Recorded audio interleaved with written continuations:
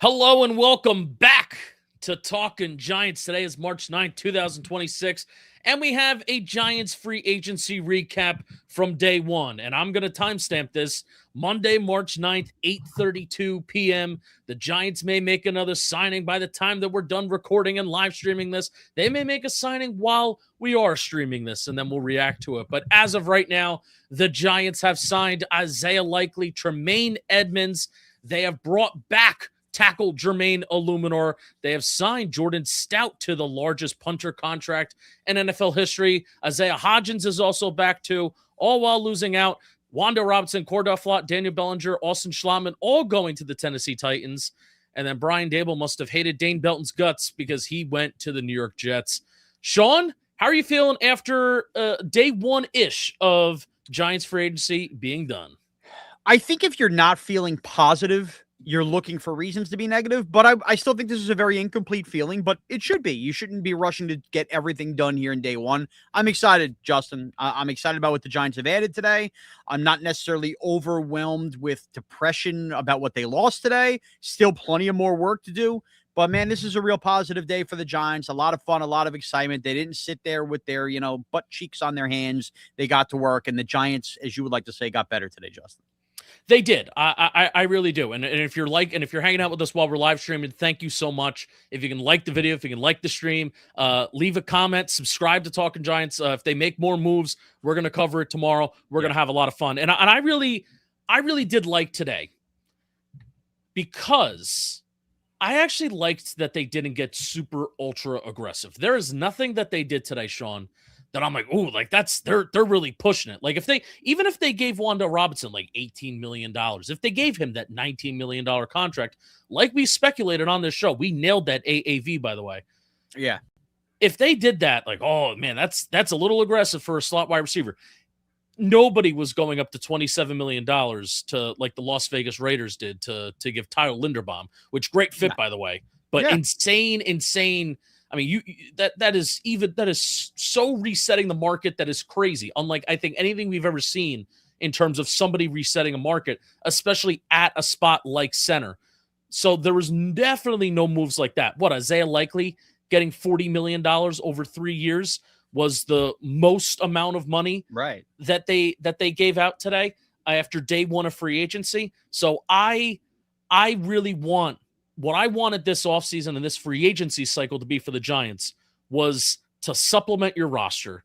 And you want to use free agency as a Band-Aid.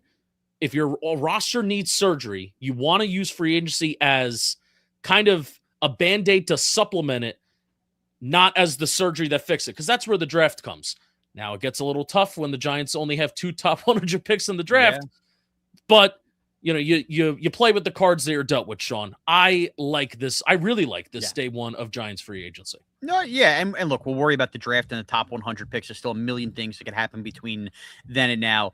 And while Justin, look, let's not be hypocrites here. Had the Giants signed Austin Schlottman and Tyler Linderbaum, I'm thinking of the wrong center here, and given him all of that money like the Raiders did, we would have been coming on here on Talking Giants excited about the prospect of getting the biggest center on the market, not biggest in size, but you know what I mean, the biggest ad in free agency. I'm not going to pretend we wouldn't have been pumped. But that being said, what you just said as far as supplementing the roster, by not doing that and throwing some money at Likely here and Edmunds here and bringing back Eluemunor at the price they brought him back, I think we could all agree that if given truth serum, this is better. This is a better approach, what the New York Giants did. And whatever happened with Cordell Flott, we're going to get into that in terms of like, was it just scheme or did the Titans throw a little more money where the Giants drew a line in the sand? I'm comfortable with that too. So yeah, this does feel like a refreshing approach. And in a spot right now where I would not have trusted Dave Gettleman or the pre-John Harbaugh Joe Shane on a day like this, I would be looking at some of these contracts going, are we sure? Are we sure? Yep. I do have those big blue glasses on right now where I am sure with the money that they've given all of these guys with a rising cap. Yeah. And there's still free agency. There's still a bunch of big names that are available. Oh, yeah. I don't think the Giants are done here. They're not. And we'll do something when they are. Right. No, but usually day one, I feel like, is sometimes where you see the overreaction contract and the team that really wants to reach for a guy because they want to get him and they want to land him, and then that's that. So still more work to do, but day one, I like the approach of not going super ultra aggressive. I like the approach of aggressive. I think they've been very, very smart. But Jermaine Eluemunor, I think, is let's start with Jermaine Eluemunor. Okay. I think this was the best one of the day. I agree, man. Like, this was my priority number one, and I think a lot of other fans too, their priority number one, bring back guy was Jermaine Eluemunor. And Shaun, I mean, not to continue to flex our, free agency preview or impending free agency preview episode, we asked and we polled people, would you sign Jermaine Eluemunor to $13 million per year? And you'll never guess what he signed for. $13 million a year. Unreal. $13 million a year. 3 years, $39 million. Basically is a 2-year deal. His cap hit for the first year is going to be $6 million. In 2027, the cap hit's going to be $17.1 million. In 2028, it's going to be $16 million. But the Giants could create $12 million in savings with only a $4 million dead money hit if they want to cut him for that 2028 season. So, Shaun, man, I feel so much better about this offensive line knowing that he's back. Yeah, I'm glad you have those cap hit numbers. I did not see those. That makes me feel even better about it because obviously they have to play the cap finagling game with how much more cap space they have next year. But yeah, I mean, Justin, look, I don't think this is a lazy, did everybody just want Jermaine Eluemunor back because he was the name they were comfortable with? No, I think we had bad tackle play here for far too long. And over the last couple of years, one thing that was undoubtable as the Giants continued to stink was that they finally figured out how to get reputable play from left tackle and right tackle between Andrew Thomas and Jermaine Eluemunor. And I did not want to lose that. Or I certainly didn't want to lose it with just handing over the keys to Marcus Mbow in year number 2 and going, well, this is it. And we should touch on that in a second because I think this is really important here by bringing back Eluemunor. What I can't figure out, and I know that some reporters had it out there, well, this is not the first time he's been to the open market. For what Jermaine Eluemunor does for a football team and anchoring down the right tackle position, in a day and age, especially day one of free agency where everybody loves to overspend on guys, I'm sorry, man. $13 million a year with only 26 overall guaranteed in total over a 3-year deal. That's a steal for what Jermaine Eluemunor does at a position that is so necessary to function. It's 12th amongst right tackles, Shaun. 12th amongst right tackles. Like, that's crazy to me. Like, that's the kind of guy, like, if I'm looking and I needed a tackle today and I see the Giants hand Jermaine Eluemunor on average of $13 million a year, I'm asking what the hell my general manager's not thinking giving him at least $15 million a year or, some kind of more guarantees in there that could have been topped. If they gave him that contract during training camp this past year, I'd be like, okay, right, cool. Right. So I really feel like they got away with, there were even reports after we put out that poll and then after we did our impending free agency episode where we said, would you sign Jermaine Eluemunor to $13 million per year? And then all the reports started coming out, his market may get closer to $20 million. I'm like, oh crap, that's not great. So then you're thinking that he's probably not going to be back because a team like the Cardinals is going to give him a bag. I really feel like, I'm going to call it luck. I'm not in the building. Obviously none of us are in the building. We didn't really know how it all went down. Jermaine Eluemunor may have just picked the Giants when somebody else offered him more money. But I think the way that this went down and how the Giants were not proactive in this, they got lucky in this. The fact that they got such a value re-signing here at that AAV, at that price, and the type of player that Eluemunor has been the last couple of years, this is really, really, really good news. I love it. Yeah. Okay. And just for context, about 10 minutes or so before, I was still catching up because I was traveling all day on stuff I might have missed that was non-Giant related and looking at money and everything. I don't think I'm being over exaggerated here. And maybe somebody will tell me there's one or two better. I think you can make the case for Jermaine Eluemunor at only a $26 million guarantee worth of money, $13 million a year.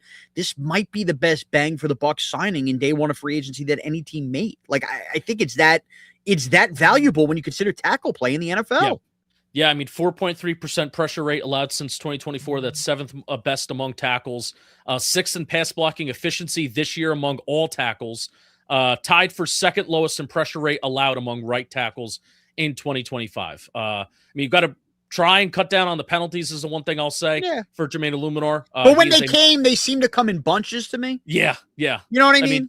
Maybe it was a snap count thing with Jackson Dart and also just different quarterback. There was 3 different quarterbacks given snap counts there at certain points last year. So I am so glad that Jermaine Eluemunor is back. Bang. I number one ask for this offseason and they did it.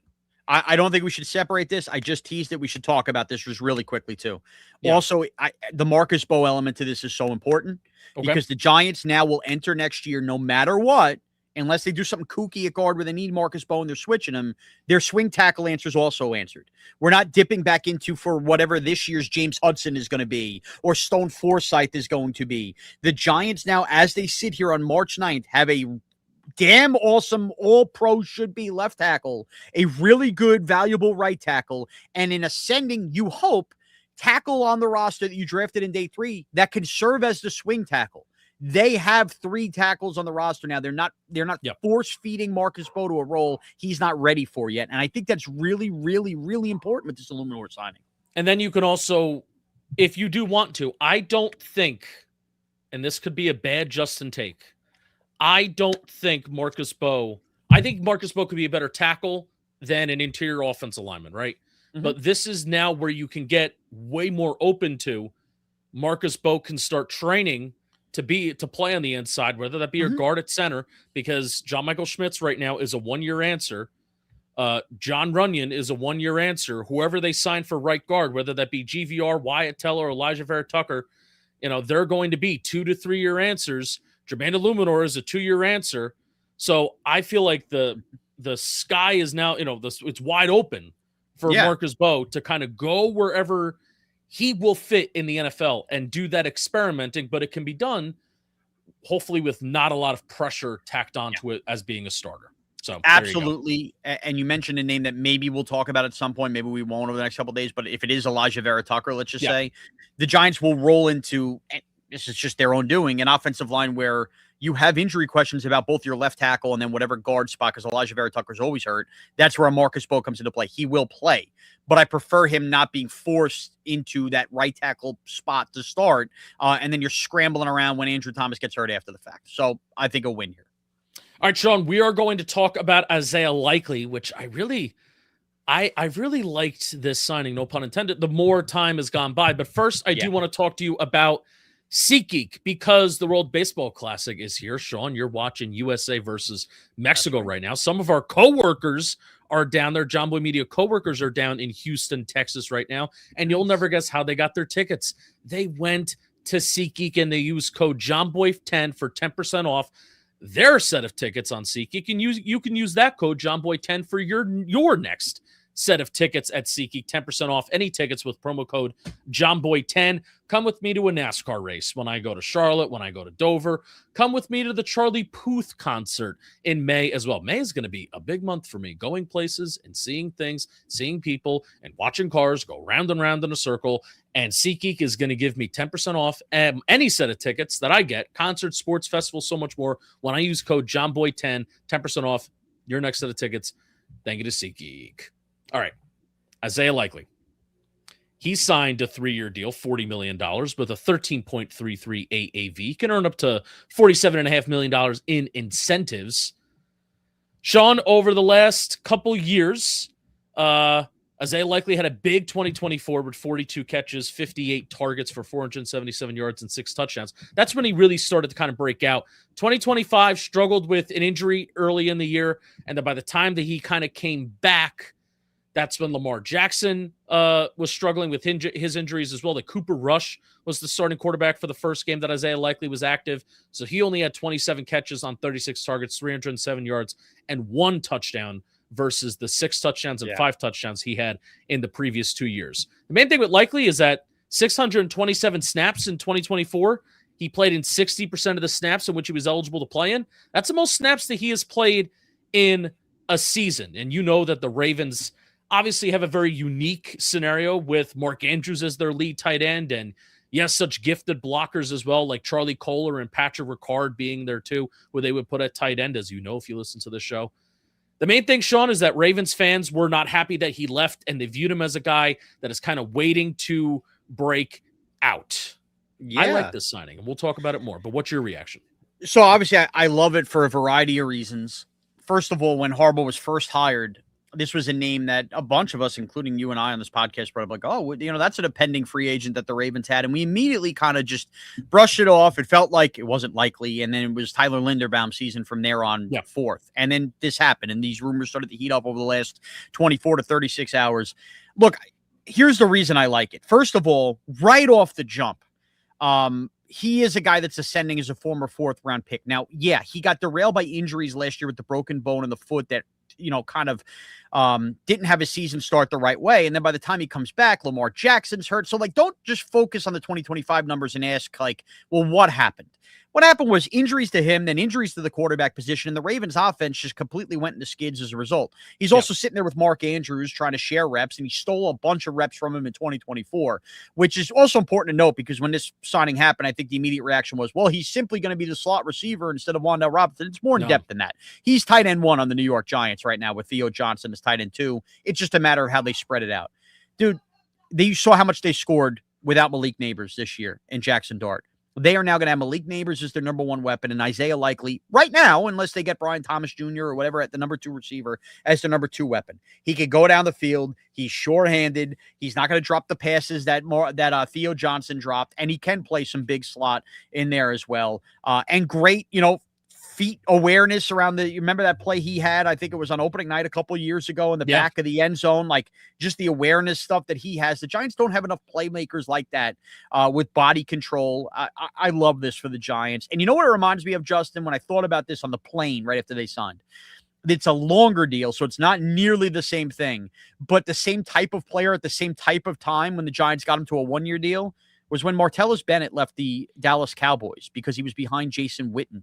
And the Giants signed him, and he had to go for 1 more year of a prove-it deal. And he was a very good ball control, pass-catching weapon that Eli Manning had that then they only had on a 1-year deal, and he went and got paid elsewhere and was still very good. This gave me Martellus Bennett vibes for the Giants, but only now more years and, a more rapport here with Jackson Dart to build off of, not an aging Eli at the time.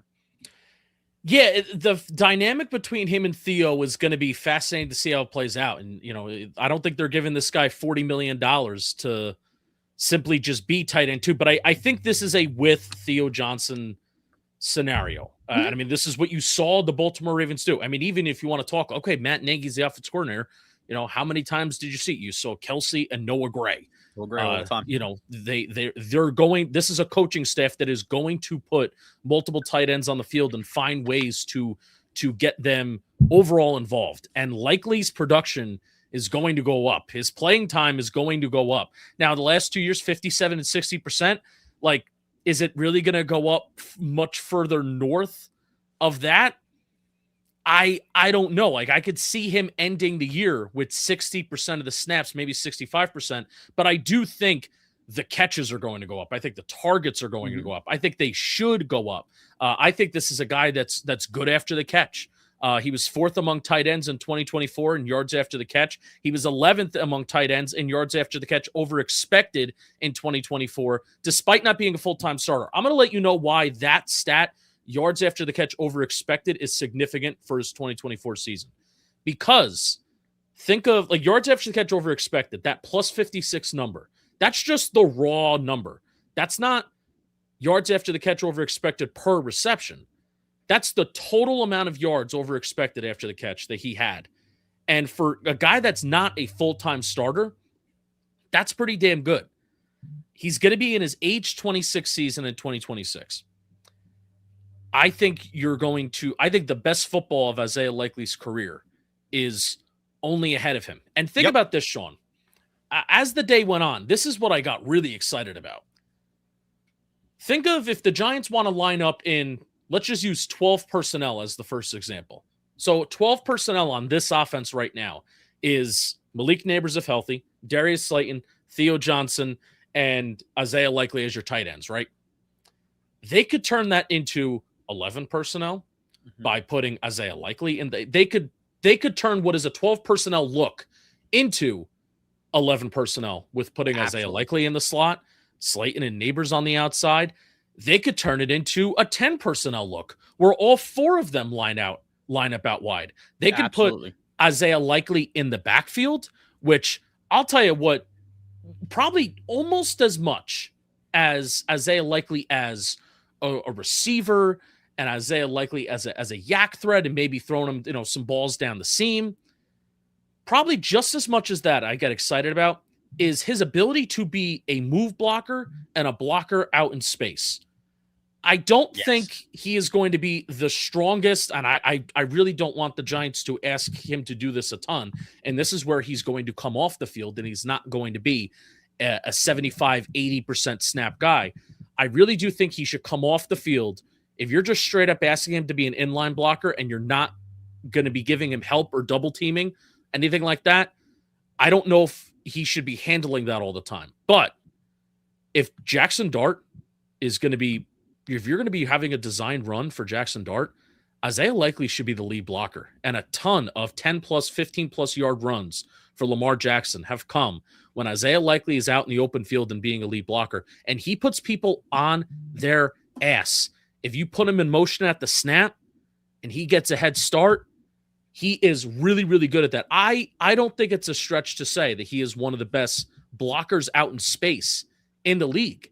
And this is credit to the Ravens, where we talked about Isaiah Likely, coming out of Coastal Carolina. We talked about him on the show doing a draft profile. At the time, Bobby and I said, I don't know, man. I don't know how this guy's going to be as a blocker. It feels like Evan Ingram. What is this guy's role going to be as a blocker? You can't draft this guy super high because he's so one-dimensional. He's just a receiving tight end. Ravens wound up taking him on day 3, fourth round. Fourth round pick, yeah. Ravens wound up taking him day 3 and carved this perfect NFL role for him where he is a versatile player and isn't just this receiving first, receiving only player where he can provide value. And especially if you want to put him out in the slot, I mean, what is Which they will. They will. 6'4", 240 pounds. And if you want to run the ball out of there, I would love if he could be a blocking slot guy too. Yep. And get guys out in the open field. There are a lot of different things that they can do with Isaiah Likely. And this isn't just a receiving only tight end. Even though he is a limited blocker, the areas in which he is very good at, Shaun, I think he is awesome in. Yeah, exactly. And I still think also he's just scratching the surface on these things. His snap counts have been held back a little bit based on obviously Mark Andrews and company too. So yeah, I'm with you. I think he only ascends from this point forward. Obviously, I think that the conglomerate, as I'm liking to call the Giants offensive coaches now, and taking a taste of what Greg Roman probably will bring to the run game, along with what Matt Nagy has planned as far as the pass game for him. And although you'd brought up what he used with the Kansas City tight ends, I think everybody's so focused on the head coach tie-in here to Isaiah Likely that we even begun to think about what this combination of coaches that they formed here in this offensive staff could do with him. That's not Todd Monken. Yeah. Yeah, I'm pumped, man. I'm pumped. That one excited me. Yes, 73% of the snaps he was in the slot this year. I watched specifically, what was he doing as a receiver out of the slot? And dude, he is faster than you think. The way that he's able to get fast, dude. He's fluid. I think that's the word, fluid. Yes. Yeah, it's not sometimes you put tight ends out there and maybe they'll look a little clunky. I don't think he looks clunky. No. And look, he had a bad play, I want to say, versus the Bengals this year. I think he fumbled the ball at the 1 yard line. It was a brutal play. I was watching, yeah. Oh, you were watching. Okay. But I have to say that to say this. My biggest issue with the tight end position from an Evan Ingram to Theo Johnson is just not being able to hold on to the football. Yes, Isaiah Likely has a bad moment like that or two, but that is not nearly the problem that we have seen at this position for a long, long time. I'm really pumped about his hands. Yeah, I mean, specifically watching him out of the slot. Did I get the week right? Was it week 14, 13? Now I'm thinking about it. It was a Bengal game. I had money on the game. I closed out the tab where I was watching. Okay, sorry.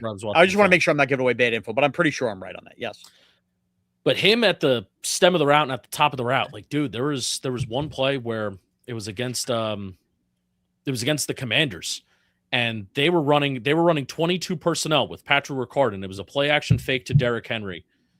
And he was the first, he was the slot receiver, but there were two receivers to the left, and he's the first receiver kind of closest to the left tackle. And dude, I think they wound up putting a corner on him. and he just plants his foot in the ground. He's running an out route, plants his foot in the ground, does a swim move, and he easily creates 5 yards of separation and is able to get yards after the catch after that too, and makes a guy miss, sticks his foot in the ground, makes his guy miss. So between after the catch, between how suddenly and between how sudden he is in his routes, I'm really excited. And like, Shaun, what are you going to do? Like, if he lines up in the slot, you're not going to put a linebacker on him, right? If you put a corner on him, I feel good about him maybe coming down with like a contested catch because of how big his frame is. And then Jackson Dart can either back shoulder a ball or just high point a ball. And then a cornerback isn't really going to get up and get it, especially like if they put like a slot corner on him, right? He lines up in the slot. What are you going to put a safety on him? Then I feel like he can kind of like outrun him and even just beat him in man coverage, right? So like, what are you going to do depending on where this guy lines up, especially if they line him up in the slot? I feel like that could be such an easy way for him to win, Yeah. They have options inside the red zone now. Plenty. Yes. Yeah, I didn't even talk about the red zone. No, but that's, again, when you're talking about lining them up in the slot, anything they do inside the 20 there, if everybody's, fade to neighbors here. No. Isaiah Likely through that slot position. I think there's so much usefulness there. Reminds me of that. Good. I'm so glad you reminded me of this because I clipped up all of his touchdowns and then his 20+ yard receptions, which actually I think our intern Daniel might have helped out with one of those too. I clipped up his touchdowns and then Daniel clipped up the 20+ yard receptions. And the one thing that I was thinking to myself as I'm seeing all of this, like, yeah, there are some incredible like Lamar improvising plays, but then I thought, I'm like, okay, great Lamar plays, but Isaiah Likely is the one who's helping out his quarterback here. A ton of Likely's production came from Lamar improvising and then Isaiah Likely finding Lamar Jackson coming back to the football. I mean, especially in the red zone, especially for touchdowns, there was a ton of them. So that is going to be huge for Jackson Dart. It was still a young quarterback who is kind of finding his way, but even forget him being young. If Jackson Dart, if part of his game is going to be improvising, and if anything, he should get more comfortable with improvising as the years go on. Like that is a part of the best quarterbacks in the league. That's part of their games, right? If Isaiah Likely can be a weapon and could be an advantage for the Giants when it comes to where to go when a quarterback improvises, that is going to be huge for Jackson Dart, and that's how a ton of big plays can be created. And an instant fan favorite. You watch. If that's what's happening here and he's creating those big plays, Giant fans, while they're known as a defensive franchise, they love tight ends, man. Bavaro, Shockey. You start catching passes if you're Isaiah Likely, those jerseys will be all over MetLife. I thought of you when I thought of this, Shaun. Okay. I'm like, this is something that Shaun Morash is going to love when I say this. Okay. Is it crazy to say that Isaiah Likely can sort of maybe serve as a pseudo replacement for both Wan'Dale Robinson and Daniel Bellinger? Yes. Is it you're saying it's crazy to say that? No, it's not crazy. I agree with you. I'm saying, yes, I agree. It is a Shaun Morrison because, okay, now let's go here. First of all, the production out of the slot in terms of like third downs, all of that, I think absolutely that's where they could use Isaiah Likely, still inline Theo Johnson plenty. But as far as that down the field, never dropping passes stuff that Daniel Bellinger did, as well as the versatility, they could use him back in the backfield like a fullback, line him up in line a tight end, but really he's going to be a weapon in the receiving game. I could see all of that from Isaiah Likely. You're right. It's like putting together a hybrid and then just making them overall a better player together. Yeah, I think there are certain things that Wan'Dale obviously does better than Isaiah Likely. I think Daniel Bellinger is a better inline blocker than Isaiah Likely, but hey, part of like why we liked Daniel Bellinger is because he was a good move blocker, because you can use him as this H-back, and Isaiah Likely can do some of those things while also being a better receiver, while also being way more athletic and way better after the catch. Part of the reason why we didn't like Wan'Dale Robinson out of the slot is because he had such a small frame and a limited frame. Well, guess what? Isaiah Likely is going to give you the opposite. He's going to give you a huge frame of somebody that can line up in the slot. So yeah, man, between the different formations that you can provide when you have Isaiah Likely out there, 11 personnel can look like 10, 12 personnel can look like 11. there's a bunch of different things that you can do, like I said at the beginning, and I'm excited about that. So that's Isaiah Likely. We're likely to be happy. The dad jokes speak for themselves. Well, my guy Victor Perez said bringing back Jermaine Eluemunor cured my ED. And that's really funny that Vic left that super chat. You want to know why? Because today's episode is sponsored by Hims. I swear to God, Vic and I did not plan that. ED is more common than you think. That's because Vic's been listening for a couple years and he knows me he knows us like the back of our hands. ED is more common than you think and simpler to treat than ever. Through Hims, you can connect online with a licensed provider to access personalized treatment options discreetly and on your terms. You shouldn't have to go out of your way to feel like yourself. Hims brings expert care straight to you with 100% online access to personalized treatments that put your goals first. This isn't a one-size-fits-all care that forgets you in the waiting room. It's your health and goals put first, with real medical providers making sure you get what you need to get results. To get simple online access to personalized, affordable care for ED, hair loss, weight loss, and more, visit hims.com/giants. That's hims.com/giants. For your free online visit, hims.com/giants. Featured products include compounded drug products, which the FDA does not approve or verify for safety, effectiveness, or quality. Prescription required. See website for details, restrictions, and important safety information. Actual price will depend on product and subscription plan. Thank you, Vic. This was truly incredible. That was truly incredible. You know what? If you've been listening to Talking Giants for a couple years anyway, you probably know that there's at least a 32% chance that there's going to be an ED ad read at some point during the show. So him skewering Giants fans everywhere.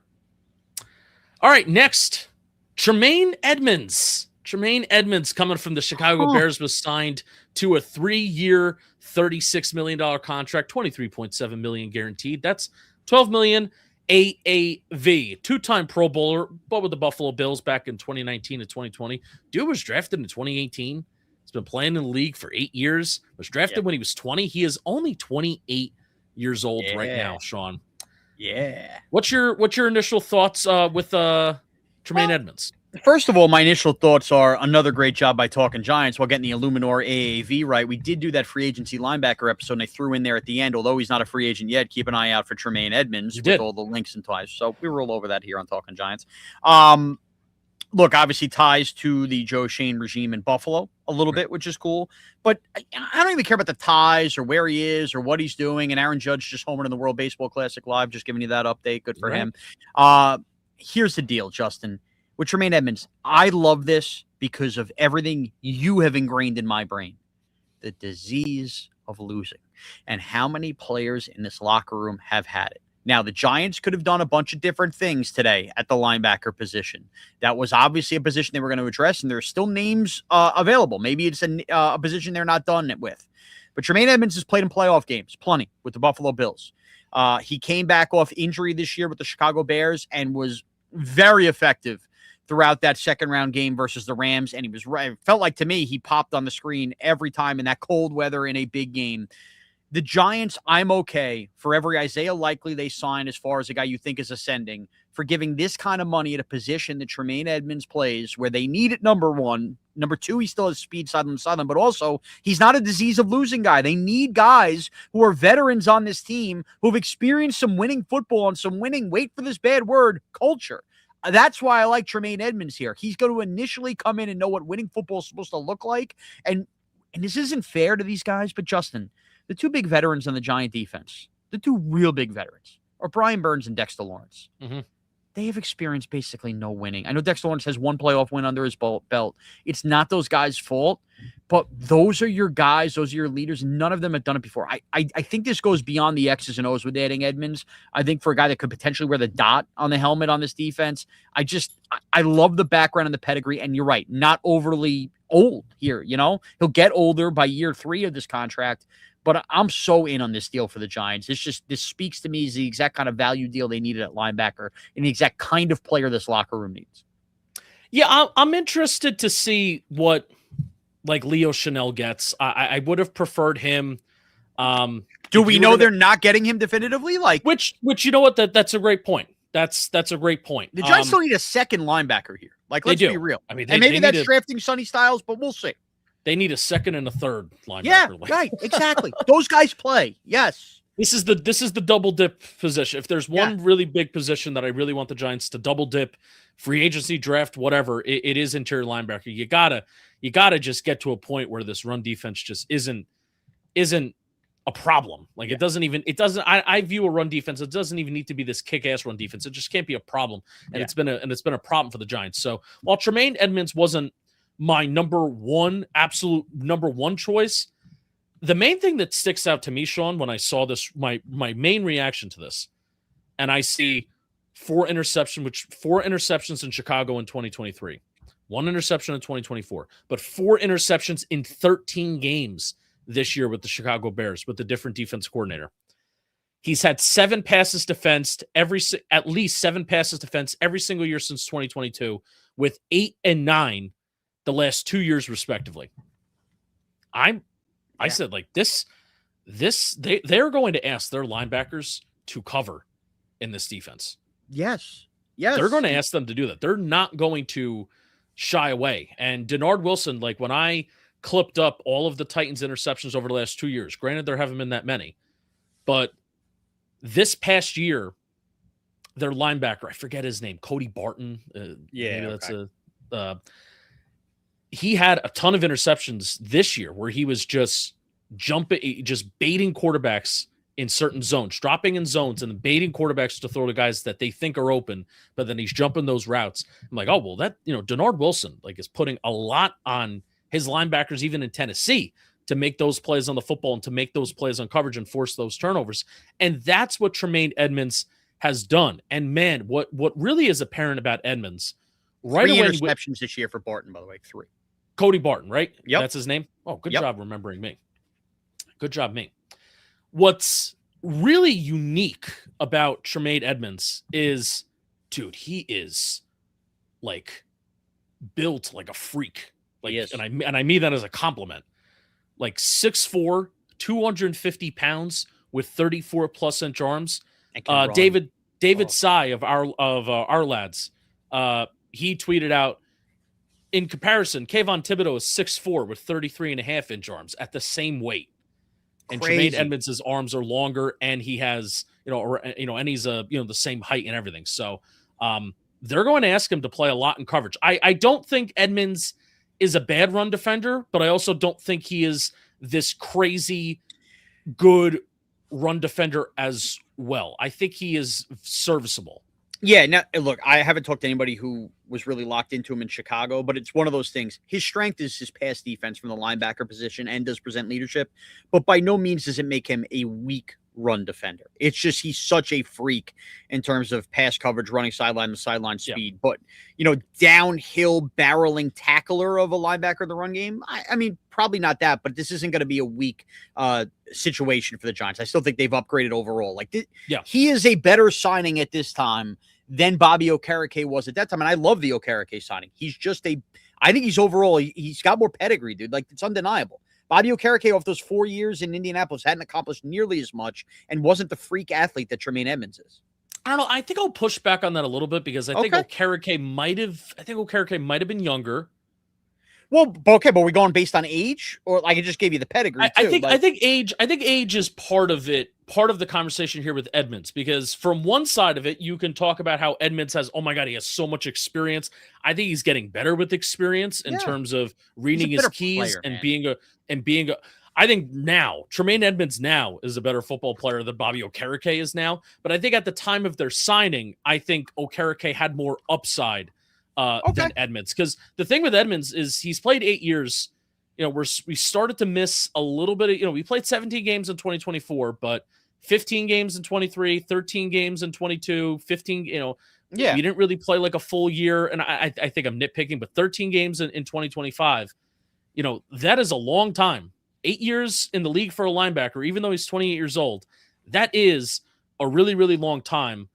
So I think the ceiling of Bobby Okereke at the time maybe was higher than Tremaine Edmunds, but also like in free agency, I'm not necessarily looking for guys to hit their full ceiling. What I'm looking for in free agency is for you to be available. I'm looking for you to be consistent. I'm looking for you to not be a disaster and fill a hole, while in the meantime, we look to draft your replacement. That's what we're looking for in free agency. And I think Tremaine Edmunds will hopefully be that over the next 2 years for the Giants, because that's probably what this contract is. Look, let's be real, okay? The Giants are not done here in free agency. We're going to cover all these guys. In the next, let's just call it 3 years before the Giants have to pay Jackson Dart. Do we all expect the Giants to be a competitive football team that's knocking on the door, if not playing, if not winning playoff games? Okay. Do we expect that? Yes. Do you expect that with whether it's this year, definitely by year 2 of Harbaugh or year 3? Tremaine Edmunds is going to be a big core piece of that. And then if and when that replacement is drafted and ready to come into it, and they're going to pay Jackson Dart that next level contract, like that is when the Edmunds deal fizzles out. This is a guy you capitalize on having your team, and it's a culture signing more than anything else to me. Yeah, I mean, one of the things that beat reporters said, Duggan tweeted this out. Duggan put out an article with Rossini, and then he said that he was just getting some text messages from coaches talking about, I have the tweet here. Since filing this story, got feedback from a coach who has been with Edmunds. Great dude, good in the locker room, quiet guy, doesn't talk a lot, but when he talks, guys listen. Good culture piece to build around, long and could still run, but limited change of direction. Connor Hughes was talking as well about how he, was getting text messages from coaches as well about talking about the leader. And you kind of need your linebacker to be that. Your experienced Mike linebacker, you kind of need that guy to be that. And I guess, if I'm sitting here being like, I prefer Leo Chenal is a guy that hasn't had more than 500 snaps in the season. He has not led a defense yet. I mean, you're talking about a free agent that would be coming to a new system and a new team that would be thrusted into, all right, you're going to go from playing less than 500 snaps a year to here's the green dot. Now you're going to play 1,000 snaps and you're going to be a leader of a defense. Like that would be a lot. Whereas we know that Tremaine Edmunds can literally do it. And he's had over 100 tackles every single year of his career. Yeah. And look, we don't know what's on the horizon. You brought up Leo Chenal. Let's say the Giants draft Sonny Styles in a month and a half. Oh, that's awesome. Okay. That's awesome to pair with him.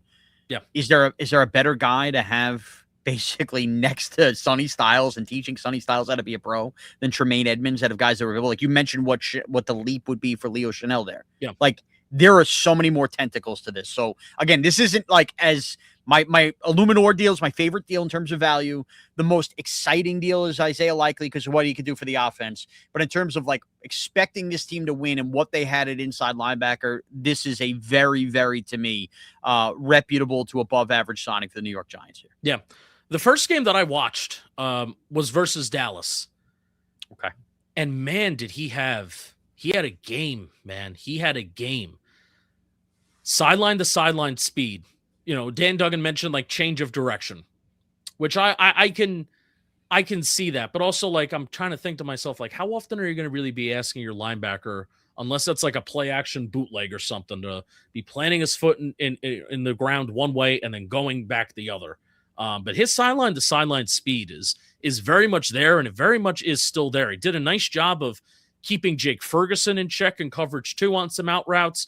Got what should have been a half sack as a blitzer. I don't think he's all that great of a blitzer. Like if you want to talk about the difference between Okereke and Edmunds, Okereke was a much better blitzer coming out of Indy. So you're not really going to get a ton of production from Tremaine Edmunds in terms of a blitzer, but that is where I think now you're talking about, okay, well, what does your second or third linebacker look like? That's where I feel like if you bring Micah McFadden back, Micah McFadden's a solid blitzer. If you bring Sonny Styles here, I don't even think Sonny Styles is athletic, so you can maybe turn him into a good blitzer, right? But so I don't think he's going to be a great pass rushing linebacker, but that doesn't mean that if he has a free run, if you scheme up a free run at a quarterback, that doesn't mean that he's not going to hit the quarterback. He did it against the Cowboys, had 2 interceptions, a diving interception. Both of them came towards the end of the game. Diving interception towards the end of the game, and then another one where Dak is kind of improvising, looking around, and you can literally see like his length show up in coverage. His length kind of shows up everywhere.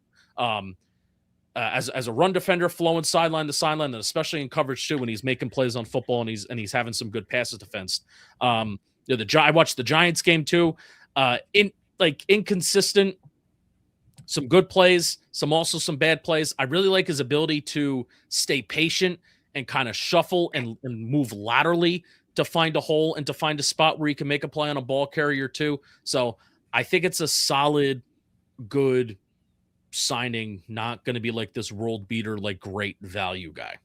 Yeah, and I think I think the Giants game was his first game back from injury this year, if memory holds, and that kind of started his whole run up, leading to the playoffs, so maybe some rust there. And look, his length shows up, like me after hymns in the bedroom, huh? Oh, how do you like that? How do you like that? Yeah, let's see, the Giants game. Giants game, Am I wrong? I could be wrong. No, he missed, it was the Viking game in week 11, and then he missed the next 5 weeks. Okay. All right. So it was right before. Okay. Yeah. All right. Yeah. I'm an idiot then. This is why Justin needs to double check me. That's okay. That's okay. He does. Oh, this is such a great point. He does hit hard. Yes. I've watched 2 games at this point. You know, Giants made some other moves. I watched 2 games. It was the Dallas game, which he really hit hard. He really played fast. This is where I think I remember this in the cold weather in the playoffs in Chicago. I feel like this in January, like you could feel that coming through the TV. Yeah. Like really, really fast when he's going outside tackles. And that's like the main thing for the Giants is their ability to stop the run outside the tackles. They're like one of the worst teams ever when teams would run outside the tackles. And we talked about that a ton on this show. Hopefully Edmunds is going to be part of that movement of like, dude, like not just being athletic, but also recognizing that too, which apparently I think he has gotten better at that as the years have gone on. So being a better run defense outside the tackles, like that falls on the linebackers too. That's not just a cornerback thing, even though the corners do need to be better at that. So he does hit hard. There were some plays against Tyrone Tracy where he really hit him hard. It was for run stuff, and Dallas too. So this is a guy that does hit hard. He plays fast. And I like it. It's good. Again, I think I would prefer some other guys. I wouldn't have minded if they were going to throw $12 million at Tremaine Edmunds. Could you get like what's the top linebackers getting? I'm gonna. Well, check I just saw was it Lloyd got $10 million a year from Chicago, I think, right? Is that who Chicago? Devin Lloyd got $10 million per year. There's no way. Hold on. Didn't he get 3 for 30? Didn't I just see that, or am I losing my mind? This is the beauty of live streaming, folks. Okay, just hold on with this. I mean, I'm gonna. Or was it Devin Bush? Did I screw that up? Did Bush sign Devin Bush? Devin Bush makes more sense at 30 years old. My bad. No, but still, what did Devin Bush get? Let's see. Because he had an insane breakout. 3 years, $30 million. Yeah, man. Like Devin Bush had a much better 2025 season than Tremaine Edmunds. But it's structured. That's not guarantees. It's only a $1.5 million cap hit this year in 2026. Do I have this right? God. Devin Bush 1 year breakout. So I will say Tremaine Edmunds has a much better pedigree. Yeah. Very low 2026 cap hit. 21 mil guaranteed. Yeah. So like let's just say Devin Lloyd, Zach Baun got $17 million. If they really wanted to go out and get Devin Lloyd, and it took $17-18 million to get him, like, and now you're talking about that. That's a big splash, right? That's a big splash signing. Lloyd still hasn't signed then, right? He has not signed. No. Yeah, this is what I'm saying. I'm catching up to all these guys. Jeez. Tremaine Edmunds becomes 3, 4, 5, 6, 7. Tremaine Edmunds is now the 8th highest paid linebacker in the league. Okay. So again, all right. So you know what? If we're being real, between likely Edmunds and Eluemunor, Edmunds is probably their biggest overpay for his age and everything. Yeah. Like everything else is fair value. But I also don't think it's not a cap killer to the Giants. No, right? It's not at all. And that's why I like what they did day one. I really, because none of the signings that they made during the Joe Schoen era, is going to kill them cap wise. So, yeah, they're healthy and they can push those cap hits. Now, probably the most questionable cap number might have been the Jordan Stout deal. You want to get into that? Oh, yes. Let's talk about that. But first, I do have to talk about Hollow Socks, new sponsor, new partner. And today's episode is sponsored by Hollow Socks. Let me ask you something. Why do we spend good money on great shoes and then throw on the cheapest socks we can find? It just makes no sense. I used to do it all the time. I mean, even wearing socks with holes in it. Come on, throw those socks out. Justin, I can relate. I just walked around 3 Disney World parks. I spent $200 on these great walking shoes. Guess what? My hooves are killing me right now because I have the same Costco socks I've worn for 3 years. Shaun, I got to tell you what. Then I tried hollow socks. You need to try some hollow socks. And I actually understand why people care about good socks, because they're made from premium alphaba, like in Wicked, alpaca fiber. Why was that word tough for me? Which is unbelievably soft. Alpacas, you ever pet one? But the bigger thing is how they regulate temperature. Were your feet and your dog sweating down in Disney? Of course they were. Blisters up the wazoo. Well, they're going to keep your feet warm when it's cold, breathable when it warms up, and they manage moisture so your feet stay dry instead of sweaty. Some people don't like that word, so I'm going to say it again, moist. For a limited time, Hollow Socks is having a buy two, get two free sale. That's not something you hear often. Head to hollowsocks.com today to check it out. That's hollowsocks.com for up to 50% off your order after your purchase. They'll ask you where you heard about them, and you can support our show and tell them we sent you. Thank you, Hollow Socks. Yeah, Jordan Stout. Okay. 27 years old, all-pro punter. In 2025, the Giants signed him to a 3-year, $12.3 million contract, making him the highest-paid punter in NFL history and highest-paid punter in the league with a $4.1 million average annual value. Shaun, I know I didn't even talk to you about Jordan Stout, but I know you love this. I'm so giddy about this. I know this is so nerdy. And look, guys, we just did almost 50 minutes on the biggest signings of the day and who the Giants lost. I get it. This is so important. This is so important for the Giants. The Giants had done an abominable job handling the place kicking situation, which, by the way, is Graham Gano still on the roster? What is going on? Graham Gano and everything we talked about with, how do you not have active kickers? They were so bad at that I feel like we didn't really appreciate just how blandly average to below average Jamie Gillen was, because he had a cool nickname. He would go out there. Justin, I believe it's 45 to 32 are the two percentages. Correct me if I'm wrong in terms of these two punters, Gillen to Stout, in terms of pinning opponents inside the 20. I have those stats. Would you like me to read those stats? Please read those stats before I get more hymns and have an erection about it. It's crazy. You there, and then maybe use a hollow stock for something else. I love some of you guys, man, because it's you and Snacks. Out of the three guys that we just signed, between Eluemunor, between Likely, between Edmunds, like Snacks texted me, not necessarily about those.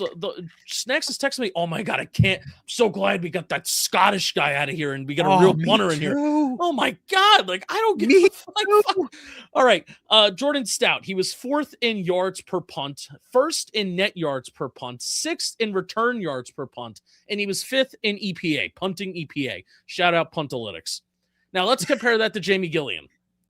30th in yards per punt, 29th in net yards per punt, 20th in net and return yards per punt, and 32nd in EPA per play. So we literally are going from a punter that is top 5 and even number 1 in some metrics from a punter that was last in some metrics. That's important. Okay. And again, if you don't get my enthusiasm, I don't blame you. It's punting. I get it. It's not the sexiest thing in football. And here's the truth, Giant fans. We know this team has stunk for years. And we know the biggest problems with the Giants have been the run defense. For years, it was the offensive line. Can they find a wide receiver that can hold on to the ball and not drop the ball? Yada, yada, yada. Punting has sucked for this team for far too long. And Jamie Gillen, or as Justin calls him, Gillian, has sucked so much and nobody's paid attention to it because of their other problems. And it's, well, who cares if the punter stinks? We don't want to punt the football anyway. We'd rather be good enough on offense. I care that the punter stinks because when you effectively can't go for it on every 4th down, when you're in tight games, flipping the field is an important thing in the NFL. And I am so sick and tired of being at the 45 or 45 or 47 or at midfield and going, we don't have Brandon Aubrey that could kick a 65-yard field goal. We're at 4th and 7 right now. It's a little too far to go for it. We have no choice but to punt. And inevitably, every time, and this is hyperbole, it felt like we were punting for a net of about 17 yards after it was a touchback from Jamie Gillen. And it drove me insane. And oftentimes I would yell and scream, and my dad would tell me, calm down, it's just a punt. I would say, no, it's not just a punt. It just shows that when the Giants get in no man's land, they didn't have the ability to use the punt game as a weapon. And when you pin somebody inside the 10 and you make them either have to go the length of the field and or you're going to get the ball back because you've actually had a defensive stand close to midfield and restart again, that's important. So yeah, I know that they made him the highest paid punter in NFL history. He's not getting 11 mil per year on the cap either. And you know when you take advantage of paying a punter $4 million a year? When you don't have to pay your quarterback anything for the next 3 years. So And that's also, the other reason I love this. He's the best punter in the NFL. Yes. So- If you're gonna have to punt, you might as well be the best at it. Yeah. So all pro in 2025, 27 years old. Come be the Giants punter for the next 10 years. So, and be Jeff Fiegels. Yeah. Yes. Be as memorable I can't as wait. that. I'm pumped up. I saw this. I swear to you, Justin. I went, thank God John Harbaugh saw what I saw. His dad was going through the tape, and we focused on all the run game and the offensive line. You know what else his dad saw when he was clicking through the tape? The punt game sucked, okay? And they took care of it. Jordan Stout. Welcome.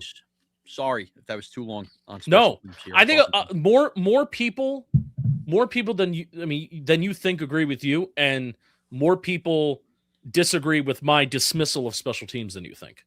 Okay, good. I just 1,000%. The easy things on a football field shouldn't drive you nuts. Right. If the hard things are hard, I live with it and you try to get better. Make Yeah. sure the easy things like punting are taken care of. Yeah. All right, a couple more signings, and then we'll even talk about some of the departures the Giants had too. Okay. Ardarius Washington, Giants signed him from a 1-year deal. He has been with the Baltimore Ravens over the last couple of years. Now, he tore his Achilles late in the 2024 season. He returned for the back end of 2025. Really solid 2024 season for the Ravens. He reunites with John Harbaugh. Safety Ardarius Washington splits time at free safety, box, and then also slot corner too. I don't view this as a replacement for anybody. Like, I don't view this as obviously not a Cordell Flott replacement at outside corner. This is a safety. If anything, I view this as a Dane Belton replacement who departed for the Jets. Dane Belton is a better special teamer than Ardarius Washington, but I think Ardarius Washington actually can be a better defensive player. His 2024 season was actually really, really legit. He has just really struggled with injuries throughout his career. He's played in just a little over 1,000 snaps in his career, Shaun, and I think he's been in the league for the last 4 years. Ardarius Washington played over 800 of those 1,000 career snaps in 2024, and then like 200 snaps spread out through the last 3 years. Yeah, look, it's costing you nothing. You need a guy that has the ability to take the field. You know, like Newbin gets hurt, Holland gets hurt. If they draft a Caleb Downs, like anything like that, this is just good depth. If you're going to lose Dane Belton, I also don't mind that this got taken care of in day one. It also just shows me that the Giants knew exactly what they needed, what they were looking for. They knew they weren't going to be in a bidding war for a guy like Ardarius Washington. I think you're right, Justin. Plays better defensively. It's just about the injuries. But again, you're not as worried about injuries when the guy's not supposed to be on the field a ton as your top two safety. Right. I mean, in 64% of the snaps in 2024, talking about a guy that got 5 tackles for loss, 2 interceptions, 8 passes defensed, forced fumble as well, 64 tackles. So, I haven't really watched a lot of Ardarius Washington because that was really small, 5'8". Holy smokes. That was something that kind of happened as we were getting ready to go live. So that's probably going to be as long as they don't make any other major signings, it's probably going to be tomorrow morning. But I'm viewing this as a Dane Belton replacement, as this is depth for safety. That's it. That's it. Nothing more, nothing less, and it's totally acceptable. Isaiah Hodgins and Chris Manhertz are back. Okay. All right. So first of all, Manhertz, I don't want to burst your bubble, Justin, but I wonder if Ricard is just not in the works for the Giants. No, and Manhertz. He still is. Let me tell you why. Manhertz is here to be the blocker. All right, what do you got? Let me tell you why. Tight end room is complete. Hypothetically. Thomas Fidone, receiving tight end. Theo Johnson can kind of do a little bit of everything, right? But I would still say more of a receiver. Yeah. Isaiah Likely, more of a receiver. You can use him as a blocker, but he's like out in space. Chris Manhertz in line. You have 3 receiving-ish tight ends to 1 blocking tight end. You want to know how you balance that out? By Patrick having a Ricard. fullback. Okay. Patrick All right. Ricard. I think after you just glazed Isaiah Likely as being a better blocker than people think, plus Theo Johnson can block. No, but you're not using I know you're using him in space Isaiah down Likely, the field. I get You're not using him as in line. So I know, imagine I know, this. I know. Imagine this. Theo is an inline blocker. Though. Likely can come off the field. Then you can have Theo, Chris Manhertz, and Patrick Ricard. And holy shit, you're kicking ass. I know. I'm with you on Ricard. I just don't want you getting your hopes up, pal. That's all I'm glad Chris Manhertz is back. I think it's another guy. Look, checks a box. You got the inline blocking tight end that can be used in various packages. Yeah, Ravens found a way to use Charlie Kohler over the years, never really as a receiver, and Chris Manhertz is going to do the same thing. Chris Manhertz, legitimately is a good blocker, and I'm glad that he's back. Especially glad that he's back with an offense that is led by John Harbaugh that knows how to get a lot out of these blocking tight ends without them catching the ball, and they serve a lot of value, right? So Chris Manhertz, really glad. Isaiah Hodgins. Obviously, there's more work that the Giants need to do at receiver. At least, we very much think that they need to do that. Did you get the number on Isaiah Hodgins for 1 year? I think it's got to be close to a vet minimum, right? Well, I just want to make sure because this is one of those situations where I think you have him in the cupboard here. He also can take slot snaps here. 100% true slot receiver, which I think we might have even talked about here. I think is important with this kind of. His quickness and fluidness, he's not going to get down the field like Wan'dale, but I think he's still reliable on third downs. But also, if you find better, if the draft shakes out, it's easily cuttable. Yeah, 100%. I don't think they should, and I don't think they will. Because especially now that they did lose Wan'dale, they're gonna have to have a lot more bodies to just fill out the room. The room isn't even filled out now. So that's why I think Hodgins is going to be here. So right now, the Giants, for their slot wide receiver, here's who they can kind of line up. They can line up Gunner, they can line up Hodgins, and they can line up Isaiah Likely kind of as these part-time guys. And then also, there have been years where Darius Slayton has taken 30% of his snaps from the slot, and Malik Neighbors' numbers from the slot is also pretty damn good too. So, I wonder, are they going to do this slot receiver by committee type of deal, or are they actually going to invest in a slot wide receiver where, whether that be like a Richie James or somebody on day 3 or even day 2 of the draft, that is all right, well, the Giants found their slot wide receiver. I don't know. If there's one thing I really want to be a fly on the wall for right now, Shaun, and I have no clue what their thinking is, how are they evaluating and how are they thinking of this wide receiver room and how are they thinking of using it? I have no clue. I can't figure it out either because all the breadcrumbs leading into free agency made you feel like this was going to be a team that was going to attempt to be so run heavy, right? We had talked about Kenneth Walker, which they never really got in the waters of. But is Malik Neighbors and Isaiah Likely enough in terms of everything else they have in the pass game that they're comfortable?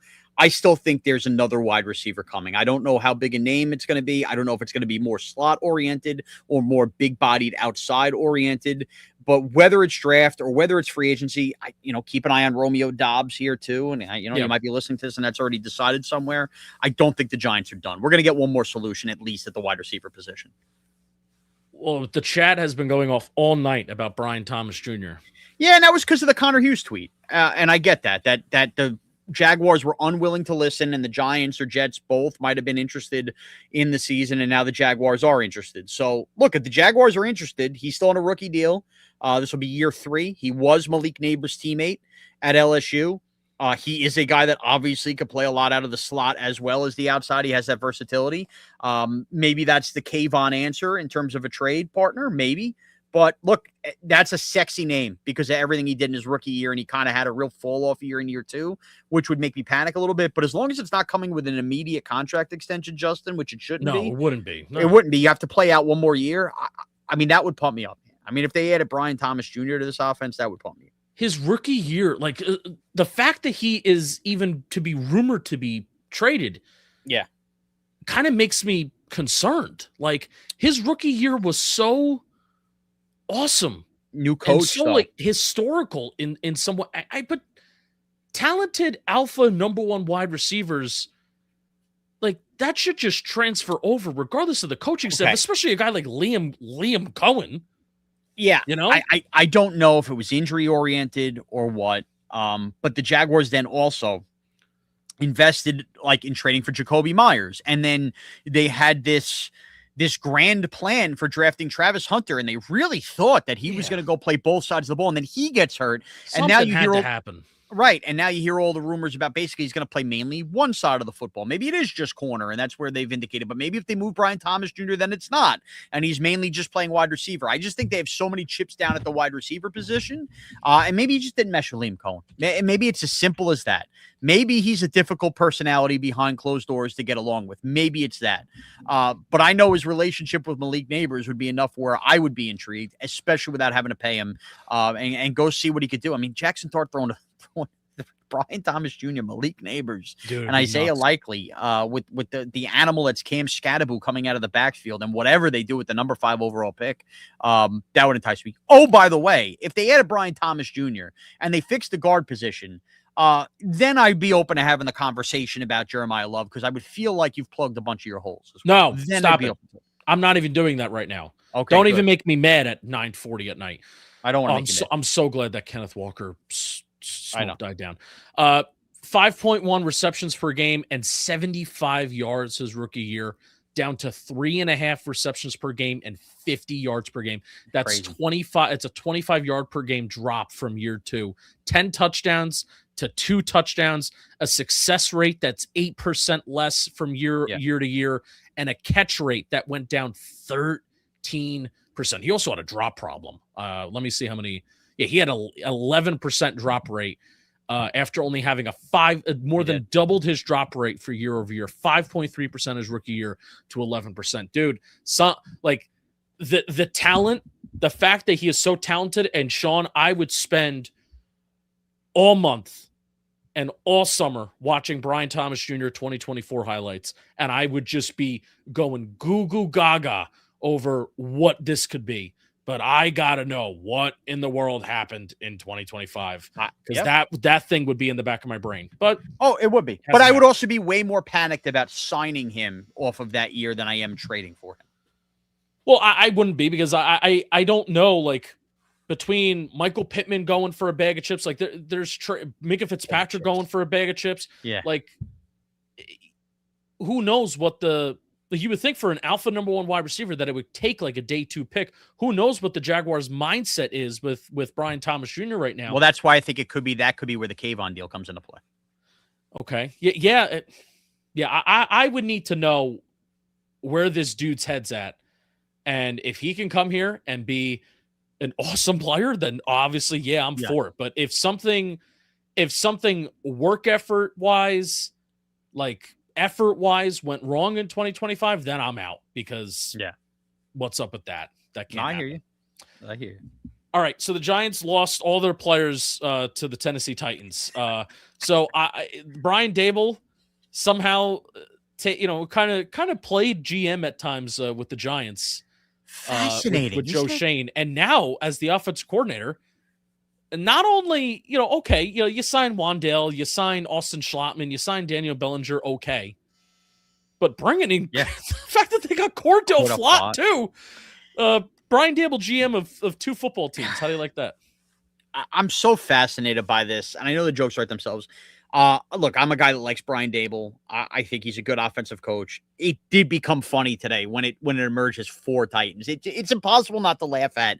I know that Brian Daboll got fired for not winning football games with the Giant roster, and here he is purging the Giant roster to go win football games. Look, we know the Wan'dale fit.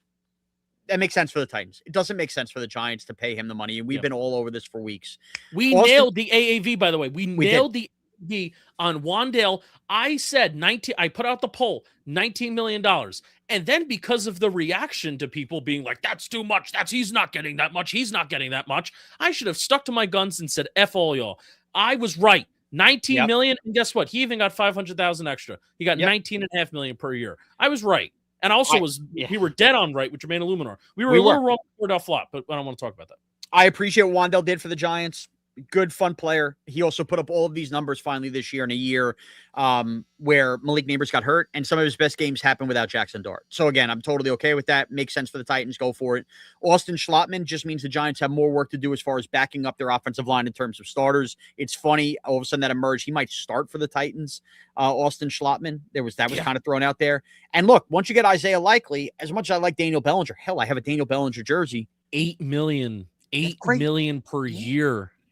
That's stupid money. That was the stupidest contract of them all. As far as the Titans go, too, I think the most interesting one here is actually not the offense. I think it comes down to Flott. Yeah. As we sit here tonight, at the time we were recording this, the Giants still don't have an answer in terms of replacing Cordell Flott.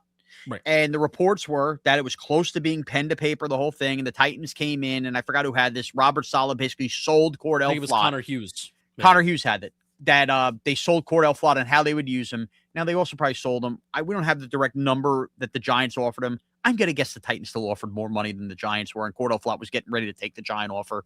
Yeah. I have a hard time thinking Flott went and said, same money? I like the way Saleh is going to use me more. I'm guessing there was more money involved. But this was the only one of these losses today where it felt like, at least if you believe all the reports, the Giants kind of got caught, for lack of a better term, with their pants down a little bit. And immediately, like the other names we're hearing, Dean goes and signs with the Steelers, or the chief corners you had talked about, both came off the board as well, where you wonder about the Giants' pivot from this point forward. But the other three offensive guys, I live with. Brian Daboll, go have fun with it. I think the Flott one, in terms of what the Giants do now, is what's interesting the most in terms of these losses. Good comment here. This is what I'm thinking. Like, they may have to get creative with how they find their corner. I think we're going to still trade Kayvon soon, hopefully, for a corner. Jay Forever says, and I don't know what the answer is. Yeah, well, Awuzie still didn't sign.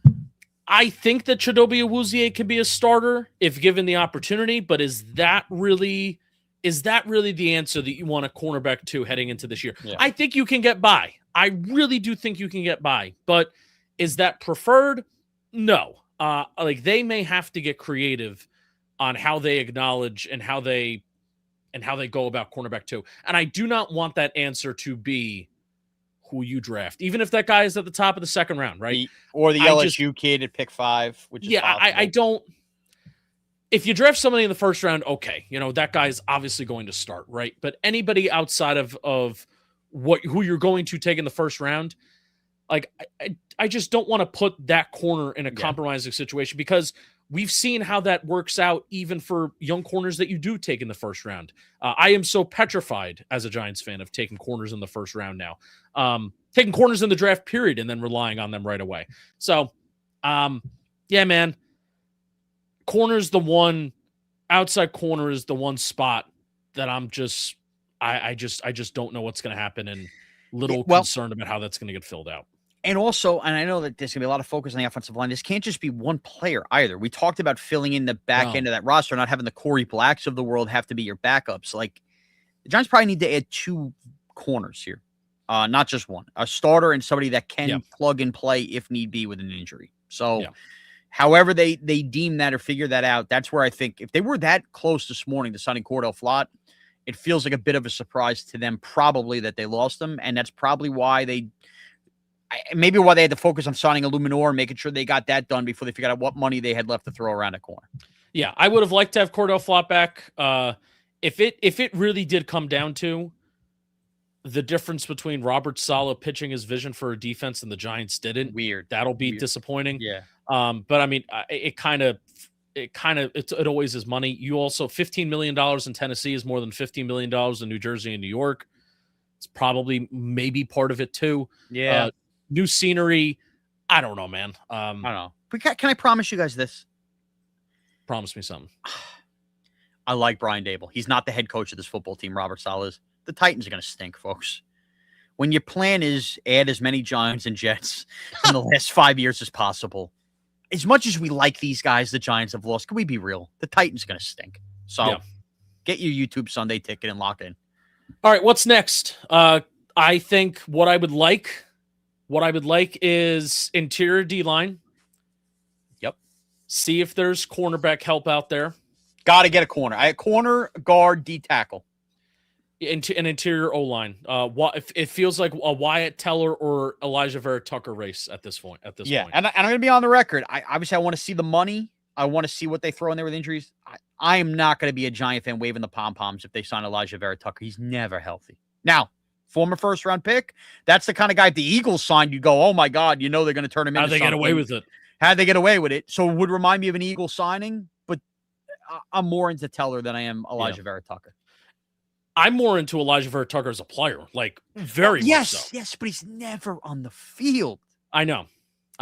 It's one thing after another. I'd be way more okay with Elijah Vera Tucker if you bring back Greg Van Roten, which maybe that's all you need to know about the quality of signing that Elijah Vera Tucker would be. I would only be okay with this player if they bring another player back for him. And dude, maybe he's making nothing in guarantees, and we look at it and go, how do you not sign that? You know what I mean? This would need to be a Dawn Aponte masterclass, man. Like, come in here and be a killer. If this dude doesn't play, he doesn't get shit. Yeah. And then you know what? How can you complain? Because then you're only paying for the upside. So you're right. Yeah. But I'm going to caution everybody for the way, and go laugh at Jet fans and all that. He's never healthy. He's only played one season of 1,000 snaps of his rookie year. So I would be very hesitant too, but it's like, dude, it's like, I was going to compare it to drugs, but is there a better comparison? Food? Food is a drug. Is it? I ate a lot of it the last couple of days. I know. I was drinking around Epcot. Elijah Vera Tucker is like drugs where, man, are they good if they work? And then if they don't work, it sucks. Yeah, and then everybody in your family grabs a folding chair and looks at you and tells you how horrible you are. It's very sad. Yep, and that's what we'll do to the line. It's terrible. How was drinking around Epcot? Was it good? First time I ever did it. Very cool. Very unique experience. I loved it. It's not overrated. Disney itself, I had a blast. My kids enjoyed themselves. I will say this. I don't understand the every year Disney people. Like, I need a vacation. Yeah, I'm with you. On vacation. I'm with you. We'll go back. People that Disney adults that do every year. Yeah. No. We'll go back. I wouldn't even mind doing like just Epcot or like a park hopper with my wife without my kids for like a quick weekend. Yeah. But these people that make their big trip every year, Disney, I don't get it. Like, I'm already like, get me back. It's also an insane amount of money. Yeah. Yeah, and like you're spending that much money, and you're constantly like on an itinerary running around. I got the fast pass here, the this, the that. Now, if you're doing it for your children, 1,000%. You're a good dad, Justin? And it's the experience. When you're a parent, you do all this for your children, and they're never satisfied. They fought the whole car ride home from LaGuardia. It wasn't enough. So in the end, Daddy will drink around the world again at some point. All right. Well, it's 10 p.m. Do you know where your children are? Good callback. If the Giants do anything major tonight, then we'll have an episode tomorrow. I don't think they're going to. If the Giants sign Wyatt Teller or Elijah Vera Tucker, then Shaun and I will be live tomorrow after Shaun's work at WFAN. Ever heard of it? So that's what we will do. And then if they do anything more major after that, then we'll see. But I appreciate you watching. I appreciate you listening. Why don't you like, comment, subscribe? The New York Football Giants got better today. And we'll see you tomorrow, Wednesday. We'll see you soon because we're going to continue to cover free agency. Thanks for watching. Let's go, Giants.